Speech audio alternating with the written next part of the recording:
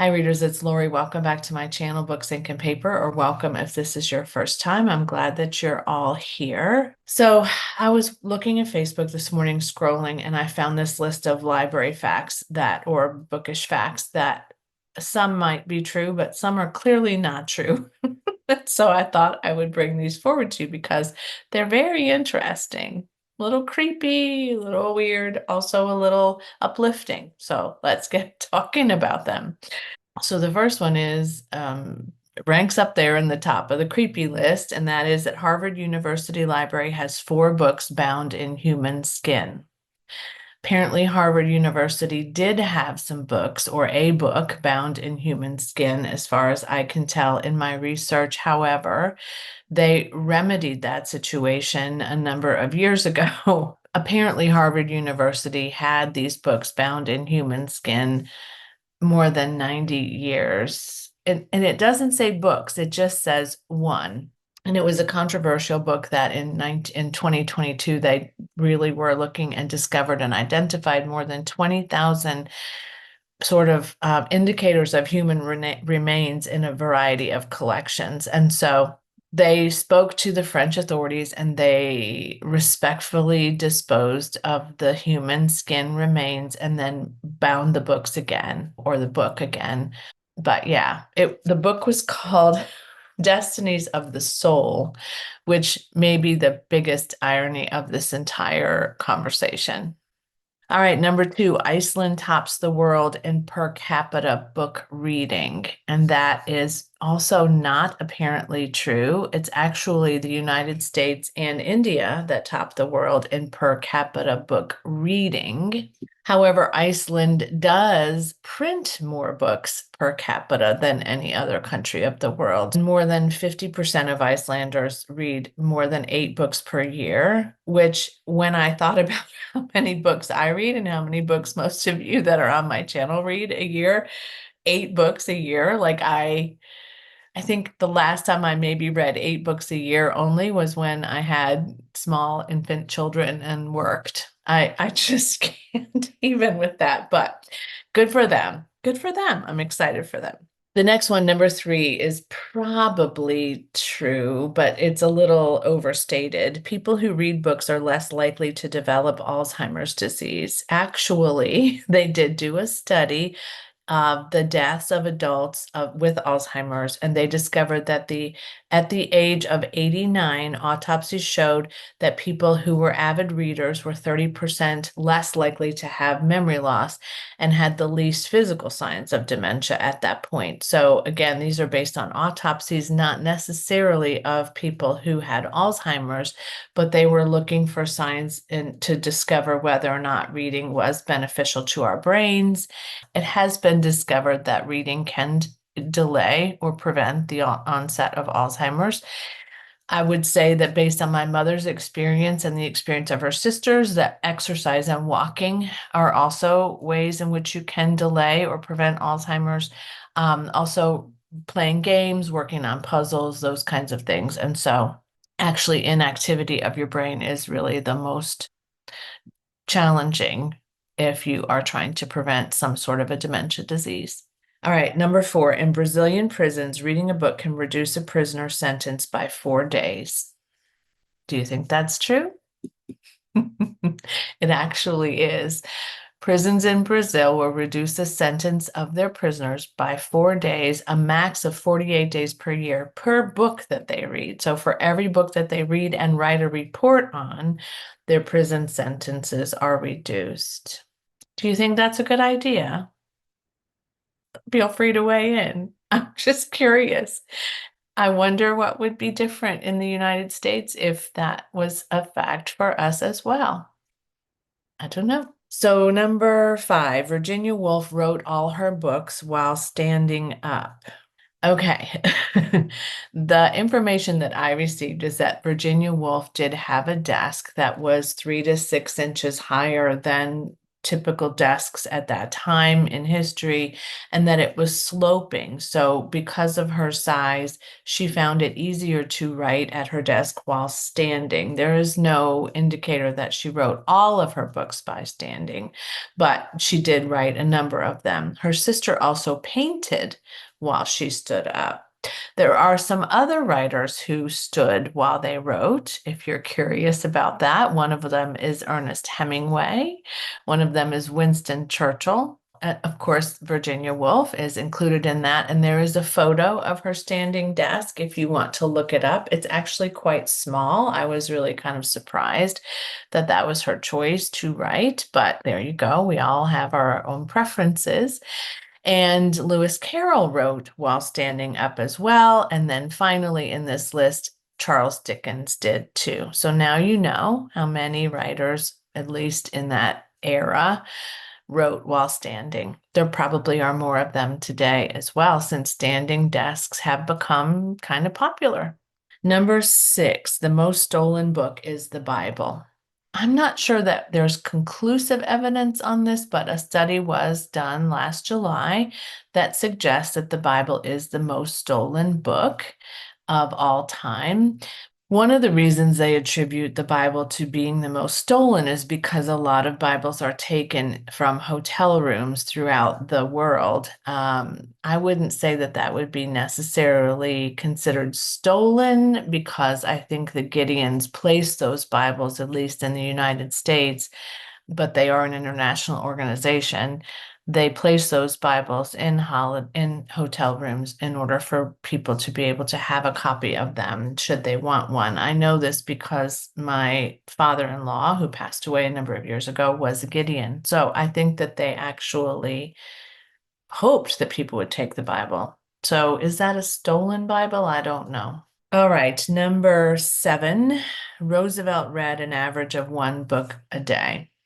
Indeed, there is evidence that Theodore Roosevelt did read an average of one book a day, and on normal days, he would read a book before breakfast and then another 2 later in the day. So he was able to read up to 3 books in a day.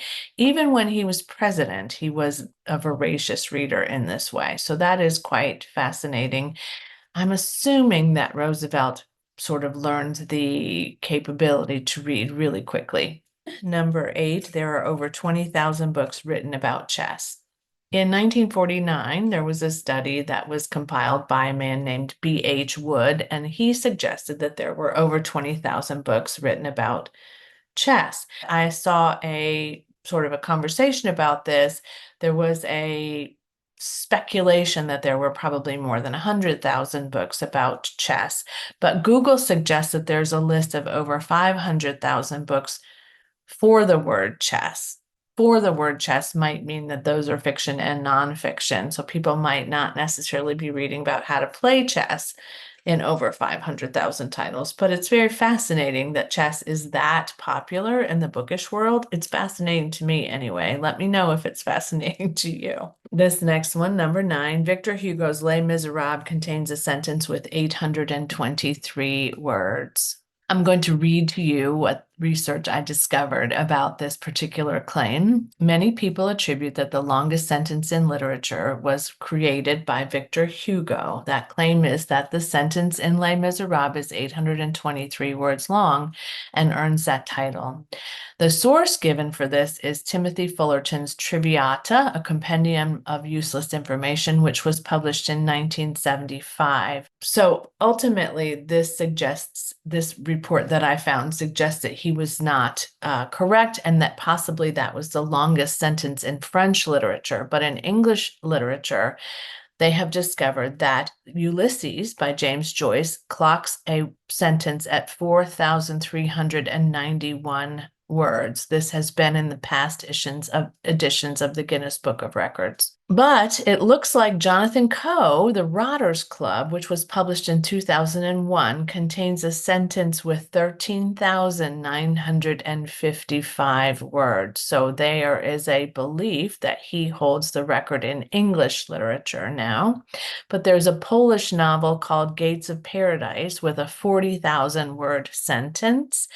but the particular person who did this research could not absolutely confirm that. And it was translated and published in 1960, but also translated. And it has been described as a novella, which would also suggest that it would be less than 40,000 words. And there's a Czech novel that has one long sentence. This novel is called Dancing Lessons for the Advanced in Age by Bohumil Hrabal. And it is in this novel that Coe has said he was inspired to write his 13,955 word sentence, because his novel sentence is 128 pages long, but they can't find the exact word count. So it might likely be the longest sentence in a novel, but either way, Victor Hugo's 823 word long sentence is going to cut it.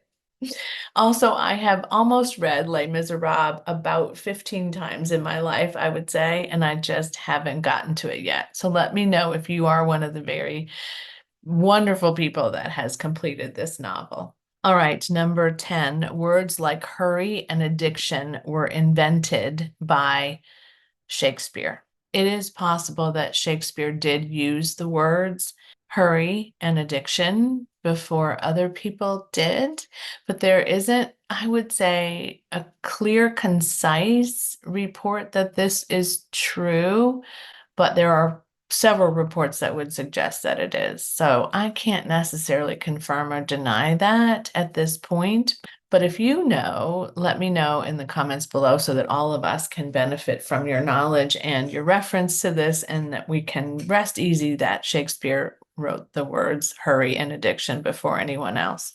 Okay, the next one is number 11. If all the books in the New York Public Library were lined up, they would stretch 8 miles. The current indication of how many books are in the New York Public Library is actually 6 million books that are circulated. And there is some speculation that if they were all shelved in a line, that there would be 125 miles worth of books. So that is not necessarily true. Number 12, Leo Tolstoy's wife hand copied the manuscript of War and Peace 7 times. There is a blog called smartbitchestrashybooks.com that suggests that Sophia Tolstoy did indeed, by candlelight, handwrite War and Peace 7 times. There is a lot of information about Sophia Tolstoy in this particular blog post, so I'm going to go ahead and link it in the comments below because I think it's fascinating, and now it makes me want to learn more about War and Peace as well. I own War and Peace. I have not read it. The next one, number 13, Noah Webster took 36 years to write his first dictionary. There is no evidence that it occurred for 36 years. There is evidence that he did write the first dictionary and that it took him an unknown number of years to write it, but I cannot find any evidence that it was 36 years. There is also speculation that after he wrote the first dictionary, he continued to work on it and expand it. So it would have been a kind of a perpetual project for him. So maybe in that case, it took 36 years until he stopped writing more. I don't know, but we don't have any evidence that I can find that that's true. And the last one, number 14, is the Mahabharata is the only book or epic that has over 1,200 characters. It actually has 2,736 characters in it, and these characters are defined by having some sort of a feeling or emotion. So that's how they're included as characters rather than just narrative. It's said that over 7 billion people will relate to one of these characters in the Mahabharata. So that is very interesting to me. I am going to include a Wikipedia definition of the Mahabharata, but it's over 1.8 million words. And it includes 200,000 verses. So it's quite epic, and it is a mainstay of people in the Hindu religion. And I have never read that, nor have I ever seen a copy of the Mahabharata. So let me know if you have seen anything about this or know anything about this, because it is fascinating to me, and it has been translated in 137 languages. So it's very available to us if we wanted to read it. I don't know that I'm going to add that to my list of books to read in completion, but I may take a look at it at some point out of curiosity. So these are the 14 bookish facts that I found on Facebook that have some level of truth to most of them, and maybe made me go down a rabbit hole that I found to be quite fascinating. And maybe you did too. So let me know in the comments below. Thanks for watching today. Thanks for joining me and subscribing. If you haven't already, I encourage you to do that. Like this video if you find it to be fun. And as always, happy reading. Bye.